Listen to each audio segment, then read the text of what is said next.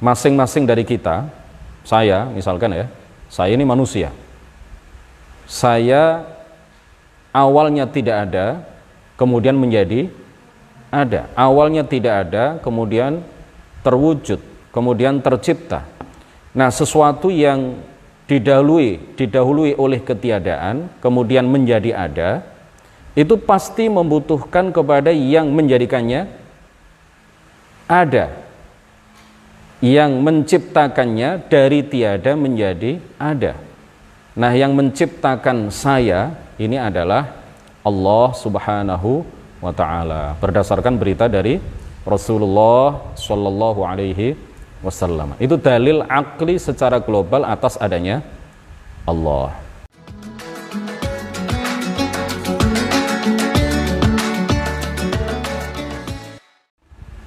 Assalamualaikum warahmatullahi wabarakatuh.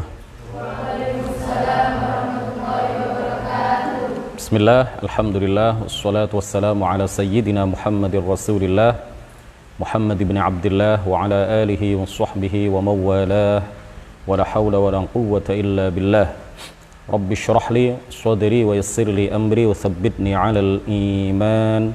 Allahumma la sahla illa ma ja'altahu sahla wa anta ya hayyu ya qayyum taj'alul hazna idza syi'ta sahla. Amma ba'd, ila asyrafin nabiyyin Muhammadir Rasulillah sallallahu alaihi wasallam wa alihi wa dhurriyyatihi wa azwajihi wa ahli baitihi al-kiram wa ila arwahi ikhwanihi minal anbiya'i wal mursalin was sahabati wat tabi'in wal awliya'i as-salihin wal ulama'il 'amilin wal malaikatil muqarrabin wal mujahidin fi sabili rabbil alamin wa ila al-musannifin al-mukhlisin wa nakhussu khususan ila sultanil awliya al-syaikh Abdul Qadir al-Jilani wal imam Ahmad al-Rifa'i al-Kabir wa silsilat rijal at-tariqah ar-Rifa'iyah wa silsilat rijal at-tariqah al-Qadiriyah wa silsilat rijal at-tariqah an-Naqshbandiyah wa silsilat rijal at-tariqah al-Alawiyyah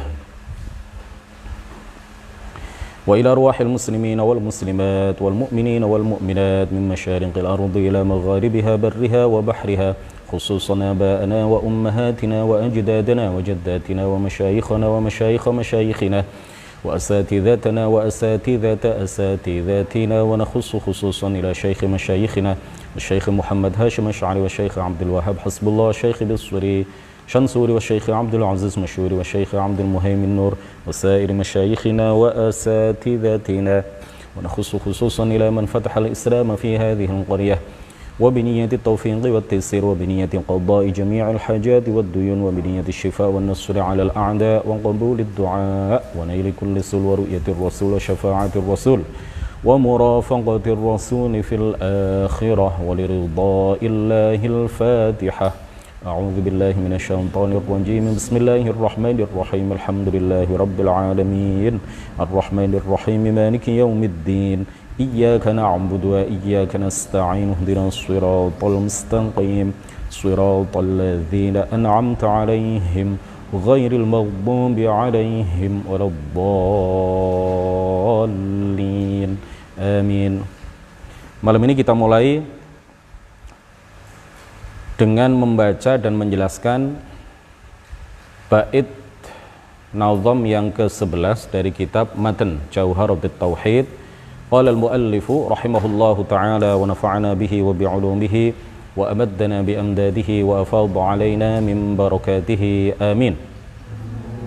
إذ كل من قلد في التوحيد إيمانه لم يخل من ترديد ففيه بعض القوم يحكي الخلف وبعضهم حقق فيه الكشف فقال إن يجزم بقول الغير كفى وإلا لم يزل في الضير إذ كل من قلد. Karena orang yang taklid dalam tauhid, idh kullu man qallada, karena orang yang taklid fit tauhidi, dalam tauhid, dalam masalah keimanan, imanuhu, maka imannya, lam yakhlu min tardidi, lam yakhlu, tidak selamat, tidak sunyi, tidak kosong, min tardidi, dari keraguan. Fafihi, dan pada sahnya iman muqallid, ba'dul qaumi, sebagian pengarang kitab, sebagian musannif, sebagian ulama yahkil khulfa, menyebut perbedaan pendapat. Wa ba'duhum, dan sebagian yang lain haqqaqa, mentahqiq fihi, di dalam masalah imannya muqallid, al-kashfa, penjelasan, artinya memerinci penjelasan. Faqala, maka sebagian ulama yang kedua ini mengatakan, in yajzim, jika muqallid itu membenarkan dengan pasti, dengan kemantapan hati, biqaulil ghairi, ucapan orang lain, kafa, maka itu cukup.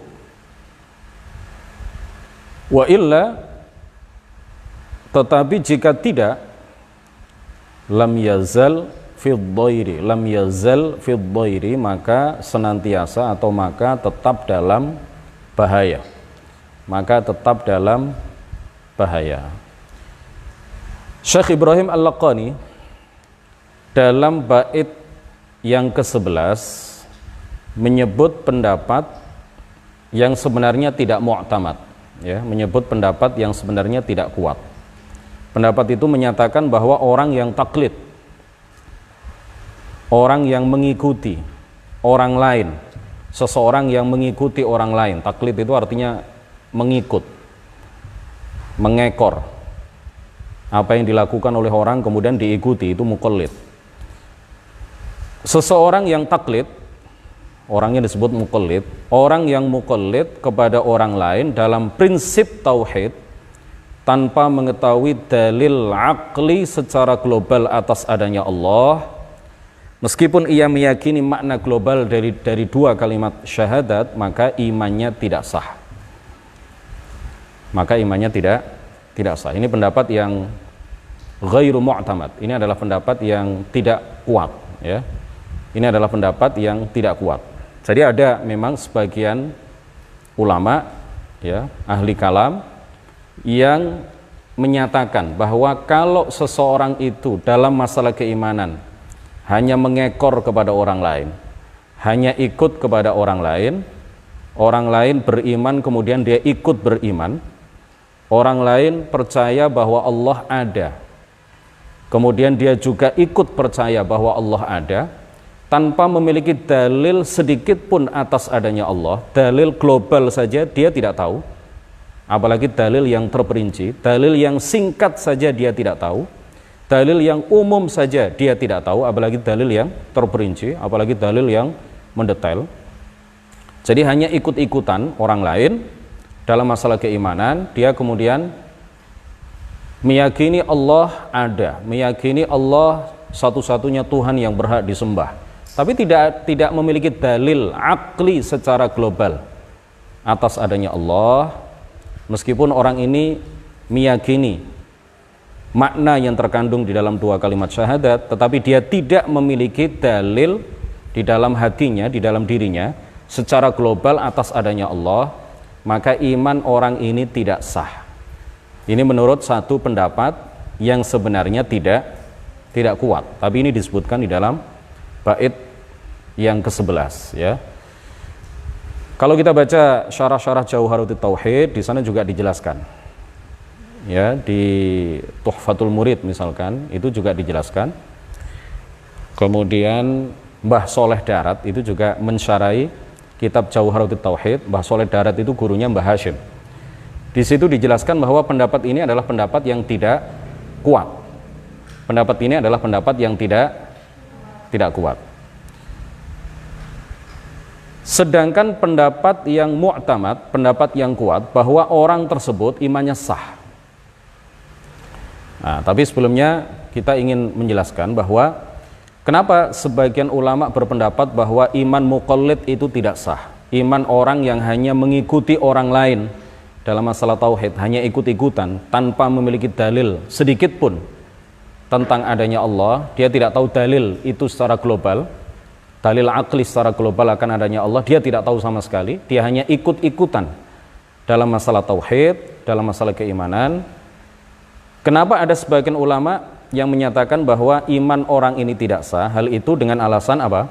Bahwa iman orang yang taklid itu tidak luput dari keraguan. Sebagaimana disebutkan dalam bait Nazm yang ke-11 bagian kedua. Imanuhu lam yakhlu min tardidi, ay lam yaslam min tardidi. Imannya tidak luput dari keraguan. Artinya apa? Kata pendapat ini, tidak ada di dalamnya kemantapan hati yang disertai tasdik. Tidak ada di dalam dirinya, di dalam hatinya, di dalam hati orang yang taklid itu, kemantapan hati yang disertai dengan tasdik. Tasdik itu membenarkan dalam hati. Jadi kalau orang itu hanya ikut-ikutan dalam masalah tauhid, ya, ikut orang lain tanpa dia sendiri mengetahui dalil secara global atas adanya Allah, ini menurut pendapat yang tidak kuat ini, imannya tidak sah. Kenapa? Itu artinya dia tidak punya kemantapan hati dalam masalah itu. Dia tidak punya kemantapan hati secara pasti, secara betul-betul mantap di dalam hatinya, yang disertai dengan tasdik, yang disertai dengan membenarkan masalah itu dalam hatinya. Dia tidak punya itu, karena dia tidak punya dalil. Ya, dalil global saja dia tidak ada dalam dirinya. Makanya kemudian pendapat ini menyatakan iman orang ini tidak sah. Kalau imannya tidak sah berarti apa? Kafir. Ya, ini adalah pendapat yang tidak mu'tamad. Ini adalah pendapat yang tidak kuat. Sedangkan pendapat yang mu'tamad, pendapat yang kuat, pendapat yang kita pedomani bahwa iman seorang muqallid itu sah, tapi ia telah terjatuh dalam maksiat karena tidak mengetahui dalil akli secara global atas adanya Allah. Jadi imannya sah, ikut-ikutan saja, nggak pernah belajar kan, nggak pernah belajar masalah tauhid, tidak pernah belajar dalil akli secara global atas adanya Allah, dia tidak pernah belajar, hanya ikut-ikutan. Orang yang sangat awam, tidak pernah mondok, tidak pernah belajar. Padahal guru di daerahnya melimpah. Kalau dia mau, dia bisa mendatangi majelis-majelis ilmu. Kalau dia mau, ketika dia kecil, dia bisa mondok di pondok yang dia suka, di pondok-pondok yang luar biasa banyak di daerahnya, ya, terutama di Indonesia kan. Nah, orang ini karena dia tidak mengetahui dalil akli secara global atas adanya Allah, maka dia terjatuh ke dalam maksiat. Karena mengetahui dalil, minimal dalil secara global atas adanya Allah, itu hukumnya wajib. Jadi kita wajib mengetahui dalil secara global akan adanya Allah Subhanahu wa ta'ala. Dalil akli secara umum, secara global atas adanya Allah, itu kewajiban bagi kita semuanya, masing-masing dari kita yang sudah balik dan berakal. Nah, inilah pendapat Imam Abul Hasan Al-Asy'ari. Inilah yang kemudian dinyatakan oleh Imam Ahli Sunnati wal Jamaah, yaitu Imam Abul Hasan Al-Asy'ari. Beliau berpendapat bahwa iman seorang muqallid, iman orang yang ikut-ikutan di dalam masalah tauhid, ya, dia beriman itu karena mengekor kepada orang lain tanpa mengetahui dalil sendiri, dalil akli secara global atas adanya Allah, itu imannya tetap sah menurut Imam Abul Hasan Al-Asy'ari dan juga menurut para ahli tahqiq, tetapi dia telah terjatuh ke dalam maksiat. Dia telah meninggalkan kewajiban. Kenapa?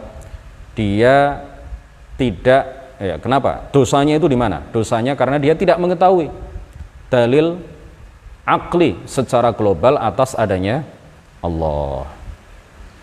Nah, dalil akli secara global atas adanya Allah itu seperti apa?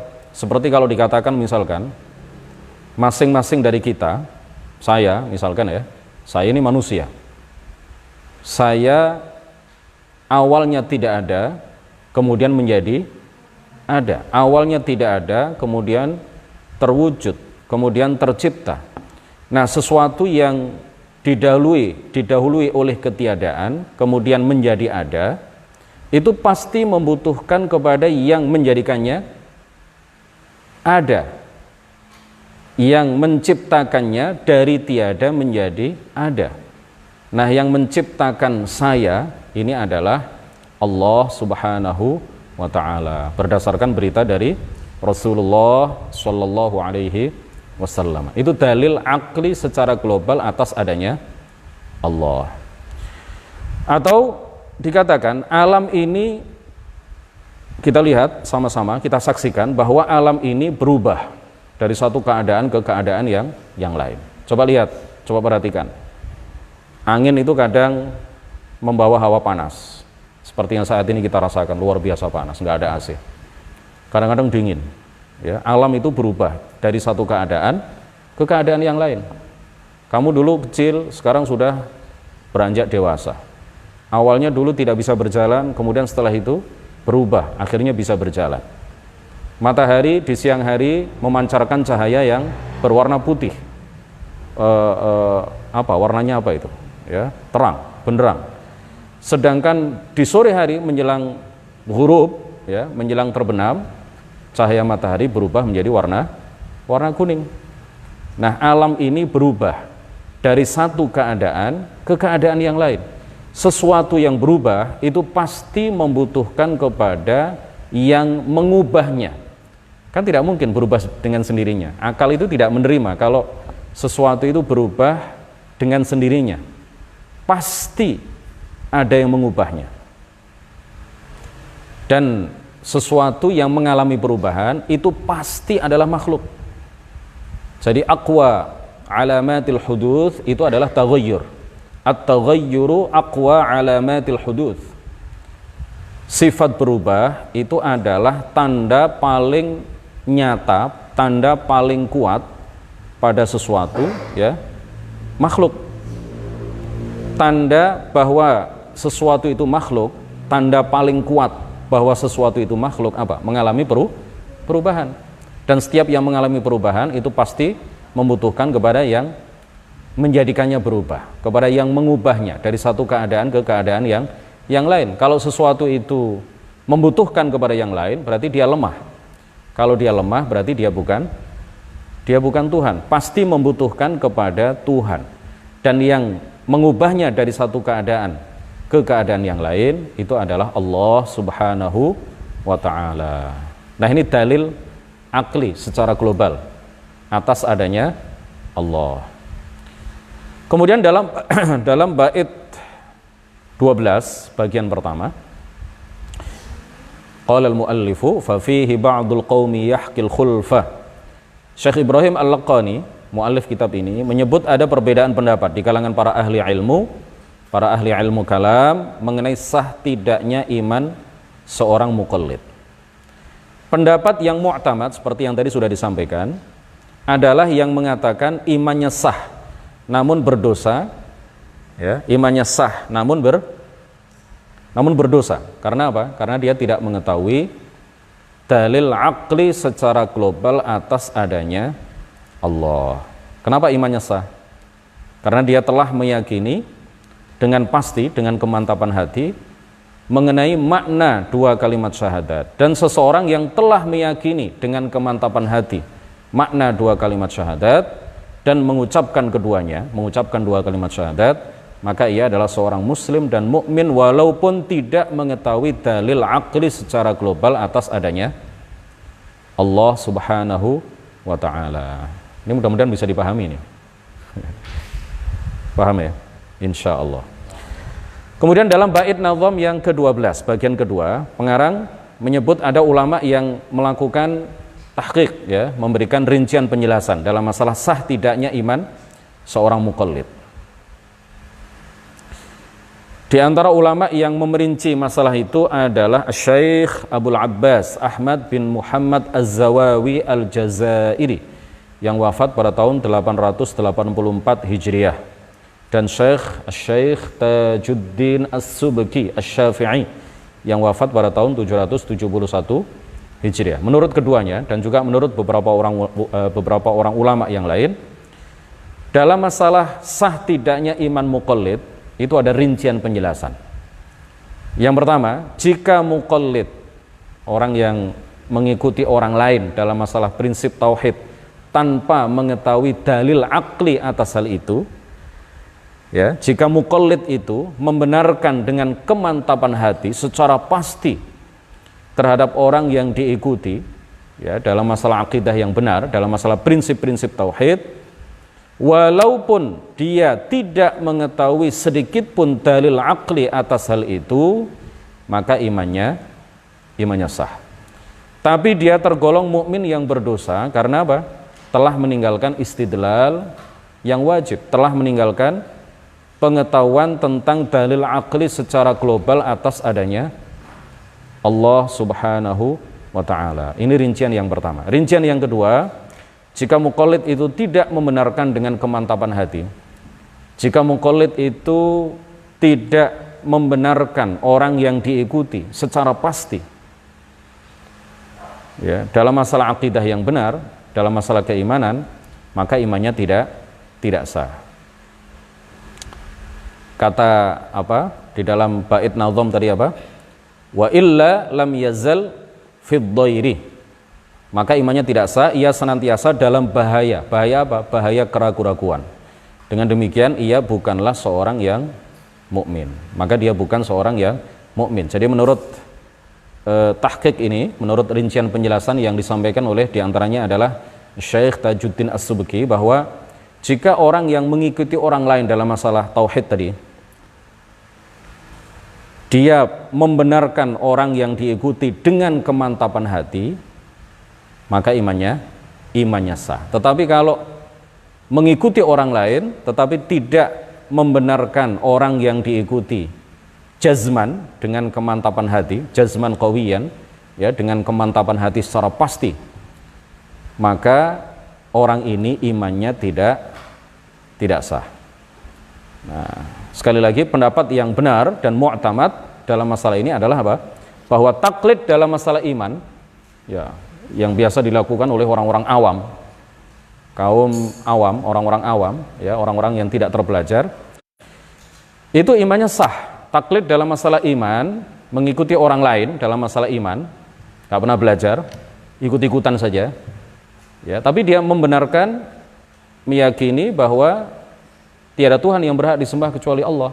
Dia yakin bahwa Allah adalah pencipta segala sesuatu. Yakin dia yakin bahwa Muhammad adalah utusan Allah Subhanahu wa ta'ala. Dia yakin hal itu, meyakini hal itu dengan mantap secara pasti di dalam hatinya. Tetapi dia tidak memiliki dalil sama sekali.